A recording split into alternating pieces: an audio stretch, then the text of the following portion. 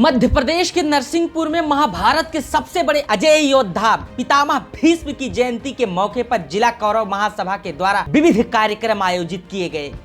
पितामह भीष्म की जयंती समारोह की इस कड़ी में बरमान रेत घाट पर स्थित राधेश्याम कौरव धर्मशाला में मध्य प्रदेश शासन के महाधिवक्ता पुरुषेंद्र कौरव ने भीष्म पितामह की करीब 10 फुट ऊंची प्रतिमा का अनावरण किया। इस दौरान कार्यक्रम को संबोधित करते हुए महाधिवक्ता पुरुषेंद्र कौरव ने भीष्म पितामह की जयंती को सार्थक और पूर्ण बनाने के लिए समाज को तरक्की और खुशहाली की तरफ आगे ले जाने की बात कही।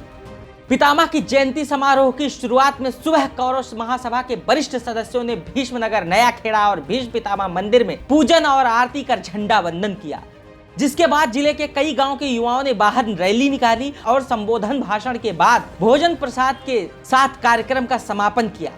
इस कार्यक्रम में बड़ी संख्या में कौरव समाज के लोग उपस्थित रहे। आपको बता दें, मध्य प्रदेश में आज भी कौरव समाज है जो भीष्म पितामह को अपना वंशज मानता है और भीष्म पितामह को पूर्वज के रूप में भक्ति, आस्था, उपासना और प्रेम समर्पण रखता है। कौरव समाज हर साल पितामह की जयंती पर उन्हें अपने पूर्वज के रूप में याद करता है। आखिर पितामह के बारे में कौन नहीं जानता होगा। आज अजय योद्धा भीष्म की जयंती है। भीष्म पितामह एक ऐसे महापुरुष योद्धा थे जो महाभारत की शुरुआत से लेकर अंत तक रहे।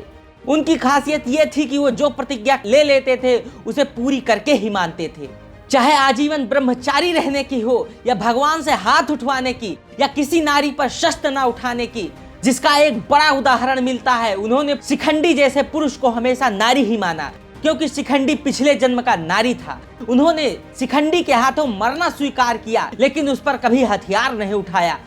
भीष्म पितामह बाणों की सैया पर 58 दिन तक लेटे हुए अपनी आंखों से महाभारत का युद्ध देखा।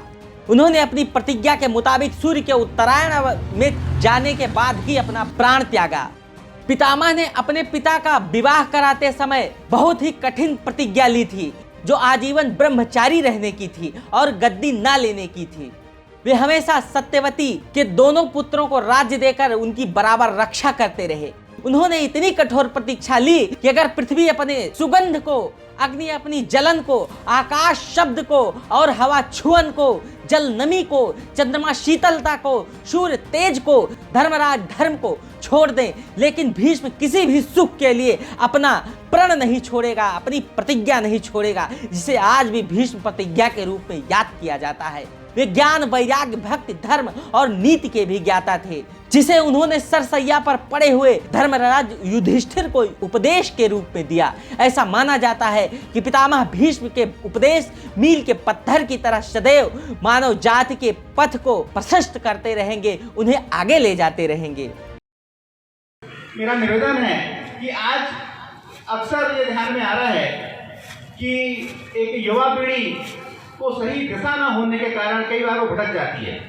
कई बार शराब इत्यादि अनेक जो बुराइयां हैं उन बुराइयों में वो लिप्त हो जाते हैं। उसके जो दुष्परिणाम है, उसके दुष्परिणाम सिर्फ उस अकेले व्यक्ति पर नहीं होता, उसकी दुष्परिणाम है उसके सबसे पहले उसके परिवार पर, समाज पर और अंततः एक व्यापक रूप से वो प्रत्येक जो व्यक्ति जो उसके संपर्क में होता है उसके ऊपर उसके विपरीत प्रभाव पड़ते हैं। तो हमें प्रयास करना चाहिए कि युवाओं को, हम बुजुर्ग लोग जो बड़े समाज के लोग हैं, वो उनको एक दिशा देने का काम करें। अगर हमारे बीच में कोई ऐसा युवा साथी है कि जो कहीं भटक गया है तो उसको सही दिशा देने का काम करें। अगर ये काम हम कर पाए और ये प्रतिज्ञा अगर हम भी अपने जीवन में ले पाए तो मुझे लगता है कि भीष्म पितामह जी के जयंती मनाने का जो हमारा उद्देश्य है वो उद्देश्य कहीं ना कहीं सार्थक होगा और हम सब निश्चित रूप से बहुत खुशहाल होंगे।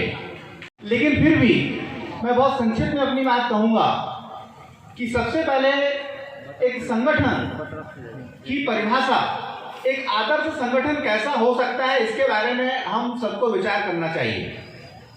किसी भी अच्छे कार्य के लिए, किसी भी सामाजिक एक परिवर्तन के लिए हम किस प्रकार से एकजुट होकर के उस काम को आगे बढ़ा सकते हैं, इसके बारे में हम सबको विचार करना चाहिए।